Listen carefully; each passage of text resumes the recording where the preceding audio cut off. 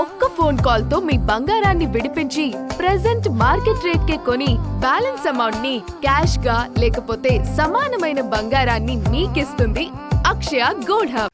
White salt, pink సాల్ట్లలో ఆరోగ్యానికి ఏది బెస్ట్ అనేది హాట్ టాపిక్. ముఖ్యంగా బ్లడ్ ప్రెషర్ కంట్రోల్లో ఉండాలంటే పింక్ సాల్ట్ మంచిదనే మాటలు వినిపిస్తుంటాయి. చాలా మంది ఇదే ఫీలింగ్ లో ఉంటున్నారు. కానీ బీపీ విషయంలో పెద్దగా తేడాలు ఉండవని నిపుణులు చెబుతున్నారు. అసలు వైట్ సాల్ట్, పింక్ సాల్ట్ మధ్య తేడాలేంటి? బీపీ విషయంలో ఎలాంటి ఎఫెక్ట్ చూపిస్తాయి? పింక్ సాల్ట్ నిజంగానే మంచిదా అనే విషయాలు చూసేయండి. రెగ్యులర్ వైట్ సాల్ట్ బాగా రిఫైన్ అయ్యాక తయారవుతుంది. గడ్డ కట్టకుండా ఉండేందుకు దీంట్లో యాంటీ కేకింగ్ ఏజెంట్స్ ను తయారీదారులు కలుపుతారు. పింక్ సాల్ట్ అనేది హిమాలయాల నుంచి తీసిన రాళ్ల ఉప్పు. ఇది తక్కువ ప్రాసెసింగ్ కు గురవుతుంది. దీని ధర సాధారణ వైట్ ఉప్పు కంటే ఎక్కువగా ఉంటుంది. సాధారణ వైట్ సాల్ట్ తో పోలిస్తే పింక్ సాల్ట్ లో ఐరన్, మెగ్నీషియం, పొటాషియం సహా మరిన్ని మినరల్స్ ఎక్కువగా ఉంటాయి. కానీ వాటి శాతం చాలా తక్కువ. శరీరానికి లాభాలు కలిగించే స్థాయిలో ఉండవని నిపుణులు చెబుతున్నారు. పింక్ సాల్ట్ వల్ల మరీ ఎక్కువ లాభాలు కలగవని అంటున్నారు. ఎక్కువగా తీసుకుంటే వైట్ సాల్ట్ లాగే దుష్ప్రభావాలు ఉంటాయని హెచ్చరిస్తున్నారు.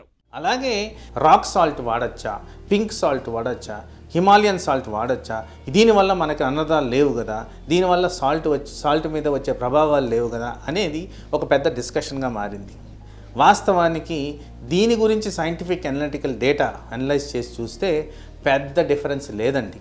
ఎస్పెషలీ ఈ రాక్ సాల్ట్ గురించి మాట్లాడుతున్నప్పుడు దీంట్లో కాస్త అడిషనల్గా మినరల్స్ వచ్చేదానికి ఆస్కారం ఉంది. ఈ రిఫైన్డ్ సాల్ట్ ఏదైతే మనం రెగ్యులర్గా టేబుల్ మీద పెట్టుకొని వాడతాము దానికి ఈ నల్లగా ఆర్ పింక్ కలర్లో ఉన్న సాల్ట్కి పెద్ద తేడా లేదు. కానీ వాస్తవానికి ఈ పింక్ సాల్ట్స్లో కాస్త calcium, magnesium, iron, sulphur, chromium ఇలా వివిధ రకాల trace elements about less than 1% ఉన్నట్టు రుజువులు ఉన్నాయి.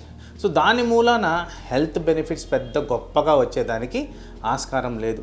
అందుకోసం రాక్ సాల్ట్ మంచిదని చెప్పి దాన్ని ఇష్టం వచ్చినట్టు తింటే మళ్ళీ నార్మల్ సాల్ట్కి ఏవైతే అనర్థాలు వస్తాయో అవి కూడా వచ్చేదానికి ఆస్కారం. బ్లడ్ ప్రెషర్ విషయంలో వైట్ సాల్ట్, పింక్ సాల్ట్ రెండూ ఒకటే. సైంటిఫిక్ గా చూస్తే టేబుల్ వైట్ సాల్ట్ లో 97 నుంచి 99% వరకు సోడియం క్లోరైడ్ ఉంటే పింక్ సాల్ట్ లో 96 నుంచి 98% వరకు ఉంటుంది. అంటే రెండింటిలోనూ సోడియం దాదాపు సమానం. అందుకే పింక్ సాల్ట్ వాడితే బీపీ తగ్గుతుందనేది అపోహ మాత్రమేనని నిపుణులు చెబుతున్నారు. సాధారణ ఉప్పులో అయోడిన్ 45 అవుతుంది. ఇది థైరాయిడ్ ఆరోగ్యానికి చాలా ముఖ్యం. కానీ చాలా పింక్ సాల్ట్ లో అయోడిన్ ఉండదు.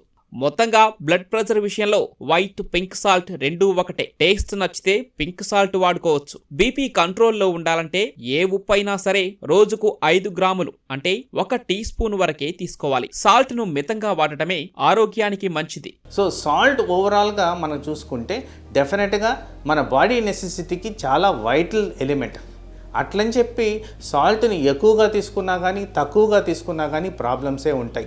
ఎక్కువగా తీసుకున్న దాన్ని హైపర్ నేట్రీమియా అంటారు, తక్కువగా తీసుకున్న దాన్ని హైపోనేట్రీమియా అంటారు. హైపోనేట్రీమియా వల్ల కూడా మనకి కొన్ని అనర్థాలు, అది తీవ్రంగా బ్రెయిన్ మీద, కండరాల మీద ఒత్తిడి చూపిస్తుంది, ఎముకలు వీక్ చేసేదానికి ఆస్కారం ఉంటుంది. దీర్ఘకాలంలో తక్కువ salt less than 3 grams consumption చేసిన వాళ్ళల్లో ఆస్టియోపోరోసిస్, ఫ్రాక్చర్స్ ఇలాంటివి చాలా ఎక్కువగా జరిగేదానికి ఆస్కారం ఉన్నట్టు సైంటిఫిక్ రుజువులు ఉన్నాయి. సో ఓవరాల్గా చెప్పాలంటే ఏ సాల్ట్నైనా రికమెండెడ్ పద్ధతుల్లో వాడండి. ఆ విధంగా మనకి వచ్చే బాడీ మీద ఒత్తిడి కానీ దాని రిలేటెడ్ కాంప్లికేషన్స్ కానీ అవాయిడ్ చేస్తూ దీర్ఘకాలంలో సమస్యలు రాకుండా కాపాడుకోవచ్చు.